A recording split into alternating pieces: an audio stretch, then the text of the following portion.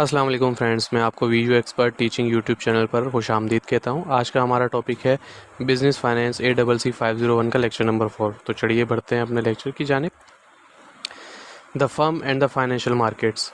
Firm और financial market के बारे में बात हो रही है इस लेक्चर्स के अंदर। आपको एक साइड पे फर्म दिखाई गई है, एक साइड पे फाइनेंशियल मार्केट दिखाई गई है। फर्म जो है वो इशू करती है सिक्योरिटीज़, शेयर्स वगैरह जो इशू करती है। तो इस शेयर फाइनेंशियल मार्केट से जो है फर्म्स सिक्योरिटीज़ इशू करती है। फाइनेंशियल मार्केट से उसको कैश वगैरह मिलता है, जो कैश वो जो है इन्वेस्ट करती है इन एसेट्स के अंदर, करंट एसेट्स के अंदर वो कैश को इन्वेस्ट करती है और कैश फ्लो होता है फर्म से, और जिससे गवर्नमेंट को टैक्सेस वगैरह दिए जाते हैं और डिविडेंड्स वगैरह पे किए जाते हैं, और कुछ कैश फ्लो जो है वो फर्म रिटेन करती है। Ultimately the firm must be cash generating activity, यानी कि फर्म जो है वो मस्ट बी, फर्म्स के अंदर जो एक्टिविटी हो रही है, यानी कि जो रॉ मटेरियल वगैरह को एक प्रोडक्ट में प्रोड्यूस कर रहे हैं, तो एक कैश जनरेटिंग एक्टिविटी होनी चाहिए। The cash flow from the firm must be exceed the cash flow from the financial market. और जो फर्म्स के अंदर कैश फ्लो बन रहा है वो फाइनेंशियल मार्केट्स को जितना हमने कैश फ्लो देना है उससे ज़्यादा होना चाहिए, तभी हम अपने शॉर्ट टर्म डेब्ट और लॉन्ग टर्म डेब्ट और इक्विटी शेयर्स वगैरह को डिविडेंड वगैरह पे कर पाएंगे।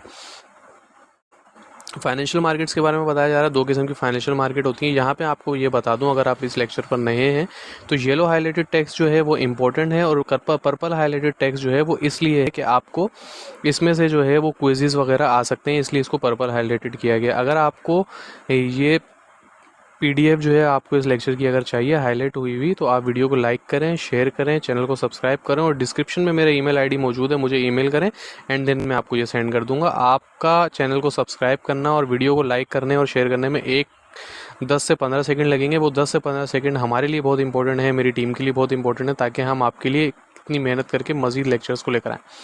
तो चलिए बढ़ते हैं लेक्चर में मजीद आगे। प्राइमरी मार्केट जो है when a corporation issued market cash flow investor to firm, यानी कि ये बात जो हमने ऊपर की थी कि जब एक कॉर्पोरेशन सिक्योरिटीज़ या शेयर्स वगैरह इशू करती है तो फर्म इन्वेस्टर्स की तरफ से जो है फर्म के अंदर कैश फ्लो होता है। Usually an underwriter is involve. Underwriter क्या होता है, आइए हम गूगल पे चलते हैं, इसको देख लेते हैं। ये देखें, an underwriter is a member of financial organisation. Financial organisation का एक मेंबर होता है जो मोटरेज के लिए काम करता है, यानी कि अगर आप शेयर्स वगैरह खरीदते हैं तो एक ब्रोकर बैठा होता है, जिसको आम अल्फाज में हम ब्रोकर कहते हैं। तो वो जो है आपको हेल्प कर रहा होता है कि आप ये शेयर ले लें, वो शेयर ले लें, यानी कि शेयर्स मार्केट में वो आपकी हेल्प कर रहा होता है, तो वो अंडर राइटर कहलाता है।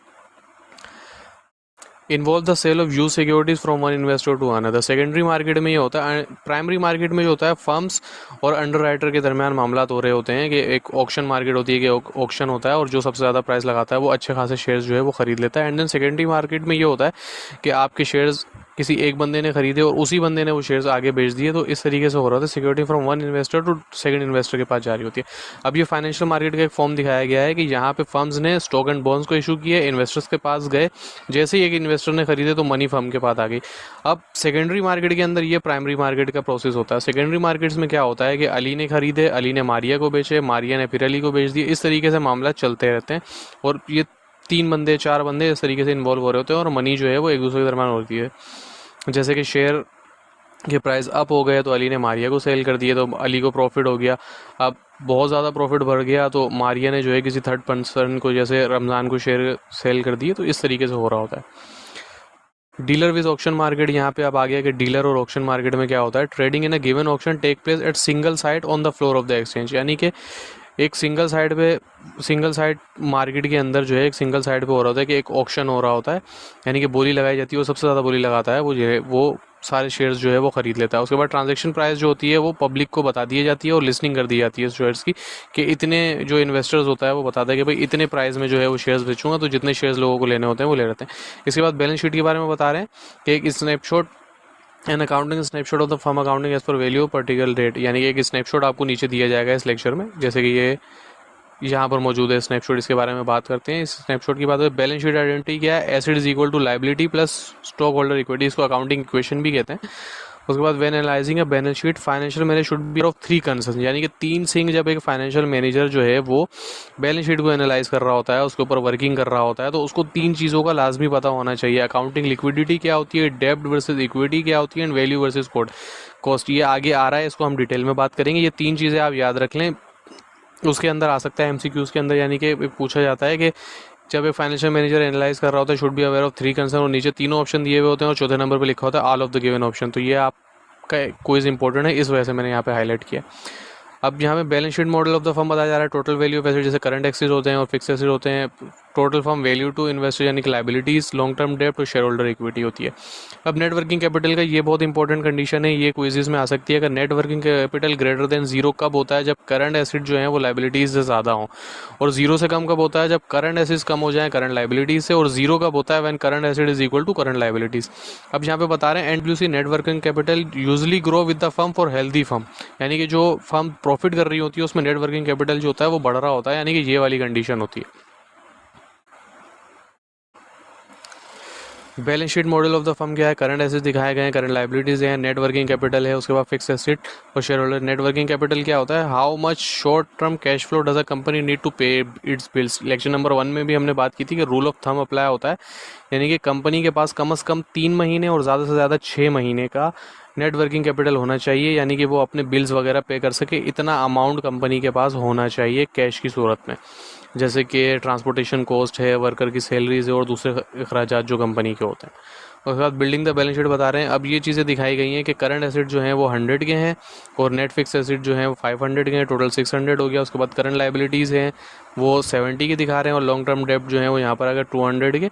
तो अब वो पूछ रहे हैं कि भाई शेयर होल्डर इक्विटी कितनी होनी चाहिए? 500 600 हो रहा है, तो 600 में से हम 270 को माइनस करेंगे तो ये शेयर होल्डर इक्विटी यहाँ पे निकल के आ रही है। तो ये इस तरीके का फिगर दिखाया गया कि share holder equity is equal to, ये वही दिखाया जा रहा है। नेट वर्किंग कैपिटल भी आप इसको कह सकते हैं कि करंट एसेट माइनस, ये यहाँ पर ये बताया जा रहा है। जी हाँ, टोटल एसेट आर 100 प्लस 500 600 और टोटल लाइबिलिटीज जो है 270, इन दोनों को माइनस कर दे। शेयर होल्डर इक्विटी यहाँ पे निकाल के हमें बताया जा रहा है। तो शेयर होल्डर इक्विटी निकालने के लिए आप क्या करेंगे? करंट एसेट्स में से माइनस कर देंगे करंट लाइबिलिटीज़ को, and then share holder equity आपकी निकल के आ जाएगी। उसके बाद बैलेंस शीट दिखाई जा रही है, जो स्नैपशॉट की बात हो रही थी। तो ये XYZ कॉर्पोरेशन की बैलेंस शीट दिखाई जा रही है 2022 एंड 2021, ये दोनों की एक साथ दिखाई जा रही है। ये जो एक्टिविटीज़ हैं ये 2022 के लिए हैं और ये जो लाइबिलिटीज़ हैं ये 2022 की हैं और ये 21 की हैं और यहाँ पे 2021 की दिखाई जा रही है। उसके बाद यहाँ पे बताया जा रहा है कि लॉन्ग टर्म डेप्ट रोज बाय 471 मिलियन थे 458 मिलियन, यानी कि 13 मिलियन जो है वो लॉन्ग टर्म डेब्ट जो है वो बढ़ गए। किस तरीके से बढ़ गए देखें आप, ये भी दिखाया जाए। लॉन्ग टर्म डेब्ट जो थे वो 2021 में 458 थे और अब जो है वो 471 हो गए। इन दोनों को माइनस करेंगे तो 13 आएगा। तो वो यहाँ पर ये बता रहे हैं कि 13 मिलियन जो है ये बढ़ गए। Treasury stock rose by 6 million, this reflect the repurchase of 6 million stock. Treasury stock दिखाएं जैसे 20 था, अब यहाँ पे -26 पे चले गया। तो इसी तरीके से बता रहे हैं कि 6 मिलियन से स्टॉक जो है ट्रेजरी स्टॉक वो बढ़ गया। XYZ corporation report 43 million in new equity, the company issued 23 million share at the price of 1.87, the पर value share of common stock is increase by 23 million, capital surplus increase by 20 million.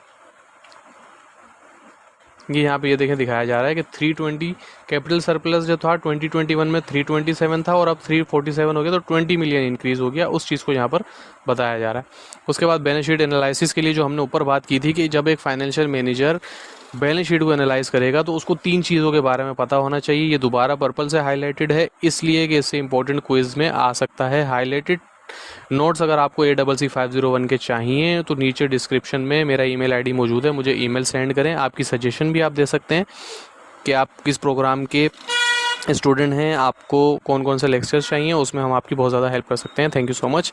बढ़ते हैं आगे। Accounting liquidity है, refer to ease and quickness with. Accounting liquidity किस चीज़ को कहते हैं? Refer to ease and quickness with which asset can be converted into cash, यानी कि कितनी आसानी से एक एसिड जो है वो कैश में कन्वर्ट हो सकता है।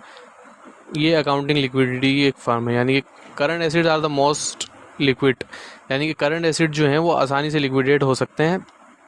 तो ये भी पूछा जा सकता है कोई इसके अंदर के कौन से एसिड है, विच एसिड्स आर इजीली लिक्विडेट या मोस्ट लिक्विडेट, तो वहाँ पे आप लिख सकते हैं करंट एसिड। उसके बाद बताया some fixed assets are intangible, यानी कि फिक्स एसिड जो है वो कुछ फिक्स एसिड जो है वो इनटेंजिबल भी होते हैं, जैसे कि कॉपीराइट हो गए, ट्रेडमार्क्स हो गए, ये सारी चीज़ें होती हैं।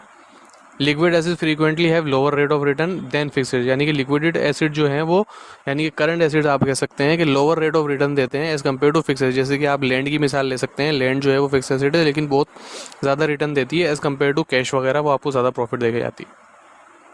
अब यहाँ पे XYZ कॉर्पोरेशन के अंदर जो है ना ये दिखाया गया है कि 252 मिलियन कैसे करंट एसिड्स को माइनस किया जा रहा है करंट लाइबिलिटीज़ से, ये यहाँ पे निकल के आ रहा है। Current asset minus current liabilities, ये वर्किंग कैपिटल निकल के आ रहा है। इसी तरीके से यहाँ पे मैंने ग्रीन से हाईलाइटेड किया है ताकि आपको इंटरलिंक करने में आसानी होती है। इस increase 23 million investment of the firm, इन दोनों का डिफरेंस यहाँ पे दिखाया जा रहा है। डेब्ट versus equity, generally when a firm borrow its give the, जब आम तौर पर जब एक फर्म जो है उधार लेती है तो वो सबसे पहले बॉन्ड होल्डर को, अपने जो बॉन्ड होल्डर्स हैं उनको फर्स्ट क्लेम देती है फर्म्स के कैश फ्लो के ऊपर। यानी कि सबसे ज़्यादा हक जो है, पहला हक जो होता है वो बॉन्ड होल्डर्स जो होते हैं उनका होता है। अब बॉन्ड होल्डर्स क्या होते हैं, आइए यहाँ से डेफिनेशन देख लेते हैं हम।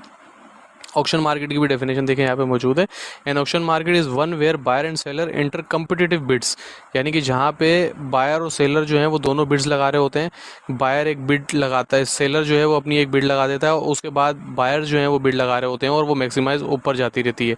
इस तरीके से होता है। अब बॉन्ड होल्डर देखें, अब bond holder is an investor of the owner डेब्ट security that are typically issued by the corporation governments, यानी कि जब एक कॉर्पोरेशन या गवर्नमेंट्स जब बॉन्ड्स वगैरह इशू करती हैं तो जो उनको खरीदते हैं वो बॉन्ड होल्डर कहलाते हैं। शेयर होल्डर इक्विटी वही आ गया, asset minus liabilities. The use of डेब्ट in a firm capital is called financial leverage, यानी कि डेब्ट को जो है फर्म कैपिटल स्ट्रक्चर में जो इस्तेमाल करते हैं उसको फाइनेंशियल लेवरेज कहलाती है। फाइनेंशियल लेवरेज की डेफिनेशन हम यहाँ पे मजीद डिटेल में देख लेते हैं। Financial leverage is the use of डेब्ट टू बाय मोर एसेट, यानी कि जो डेब्ट है उसको इस्तेमाल किया जाता है मजीद एसेट खरीदने के लिए, या कैपिटल स्ट्रक्चर जो है, कैपिटल वही होते हैं, कैपिटल स्ट्रक्चर के अंदर आता है एसेट्स वगैरह खरीदना, ये सारे मामला, ये फाइनेंशियल लेवरेज कहलाता है। द मोर डेब्ट the firm as a percentage of asset the greater is the degree of financial leverage, यानी कि जितने ज़्यादा एसेट्स आप खरीदते जाएंगे डेप्थ को लेके तो वो उतना ज़्यादा फाइनेंशियल लेवरेज जो है वो आपका बढ़ता जाएगा। इसका एक अलग से फॉर्मूला होता है, आप गूगल करें आपको पता चल जाएगा, लेकिन आगे इंशाल्लाह ये आएगा, उसमें हम इसको कवर कर लेंगे। डेप्थ act as a lever in the sense that it magnify both gain and loss, यानी कि डेप्थ जो है वो एक लीवर के तौर पे काम करता है जो ये मैग्नीफाई करता है कि फर्म जो है वो गेन में है या लॉस में है। वैल्यू वर्सेस कॉस्ट, अब जैसे तीन जो थे उसमें से हमने अकाउंटिंग एंड लिक्विडिटी पढ़ लिया, डेब्ट वर्सेस इक्विटी पढ़ लिया और वैल्यू वर्सेस कॉस्ट। ये तीन ऐसे आइटम्स हैं जब एक financial manager decision balance sheet को एनालाइज कर रहा होता है तो उसको इन तीनों चीज़ों के बारे में पता होना चाहिए। Value versus cost, the true value of any asset is its market value, यानी कि जो वैल्यू की एसेट की जो ट्रू वैल्यू होती है वो इसकी मार्केट वैल्यू होती है। जैसे हमारे यहाँ कार्स वगैरह खरीदी जाती हैं तो 20 लाख की एक कार ली जाती है, 2 साल तक उसको यूज़ किया जाता है, जब उसको सेल करने जाते हैं तो जो नई कार होती है वो मज़ीद महंगी हो जाती है, तो उसकी मार्केट वैल्यू जो आपने ख़रीदी थी 20 लाख की वो मज़ीद बढ़ जाती है, क्योंकि उस टाइम जो उस कार की, नई कार की जो वैल्यू है वो बढ़ी हुई होती है। तो ऐसा हो जाता है कि 20 लाख की आपने कार खरीदी तो वो 22 लाख 23 लाख रुपए की सेल हो रही होती है, क्योंकि नई गाड़ी जो है वो 30 लाख रुपए की आ रही होती है। तो ये चीज़ यहाँ पे बताई जा रही है कि ट्रू वैल्यू जो एसेट की होती है वो उसकी मार्केट वैल्यू होती है, ना कि उसकी बुक वैल्यू होती है। For current asset, market value and book value might gain somewhere similar since they are both converted into cash और relatively short span of time। Current assets में ये मामला नहीं आते क्योंकि करंट एसेट जो है वो बहुत शॉर्ट टाइम के लिए आप उसको होल्ड करके रखते हैं, तो उसकी बिग वैल्यू और मार्केट वैल्यू सिमिलर ही होती है। For fix it is very unlikely the actual market value is equal two is books value, यानी कि जो फिक्स्ड एसेट होते हैं उनके लिए बहुत मुश्किल होता है कि उनकी मार्केट वैल्यू और बुक वैल्यू जो है वो सेम हो जाए। जैसे कि लैंड जो है, लैंड की ऐसी नहीं होती, ये क्विज में भी पूछ सकता है कि भाई कौन से ऐसे एसेट्स होते हैं जिनकी बुक वैल्यू और मार्केट वैल्यू सेम रहती है, तो इसको आप, ये इंपॉर्टेंट है, इसको आप क्विज के तौर पर भी ले सकते हैं। तो इसको मैंने यहाँ पर हाईलाइट कर दिया पर्पल से, सॉरी ये रेड से हाईलाइट हो गया, तो इसके ऊपर वो हाईलाइट हुआ हुआ, इस वजह से ये रेड कलर हो गया। येलो को हम डिलीट करते हैं एंड देन हम इसको अब हाईलाइट करेंगे तो ये पर्पल से हाईलाइट हो जाएगा। ठीक हो गया जी। तो अब आगे बढ़ते हैं। मार्केट विद बुक वैल्यू, ये एग्जाम्पल दी गई है मार्केट और बुक वैल्यू की ओनर इक्विटी निकालने के लिए। What is the book value of the equity, what is the market value. अब ये मार्केट वैल्यू और बुक वैल्यू हमसे पूछ रहे हैं। अब ये बता रहे हैं कि कॉरपोरेशन जो है उसकी with the book value of 700 and apprise market value of 1000, यानी कि नेट फिक्स एसेट की जो बुक वैल्यू थी वो 700 थी एंड देन उसकी मार्केट वैल्यू जो है 1000 है। इसी तरीके से 400 जो है वो वर्किंग कैपिटल की बुक वैल्यू है और अप्रोक्सीमेट जो है वो उसकी मार्केट वैल्यू 600 है। उसके बाद ये बता रहे हैं के has 500 in long term both book and market value, तो यहाँ पे बुक एंड मार्केट वैल्यू दोनों हमने ले ली।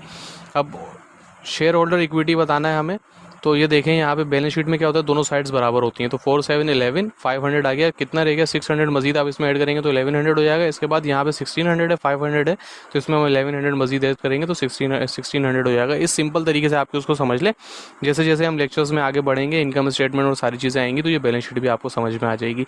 वीडियो को लाइक करें, चैनल को प्लीज़ प्लीज़ प्लीज़ सब्सक्राइब करें, कमेंट ज़रूर करें इससे हमें मोटिवेशन मिलेगी कि मज़ीद हम बिज़नेस फाइनेंस और दूसरे लेक्चर्स की वीडियोज़ वगैरह बना सकें। Thank you so much. Allah.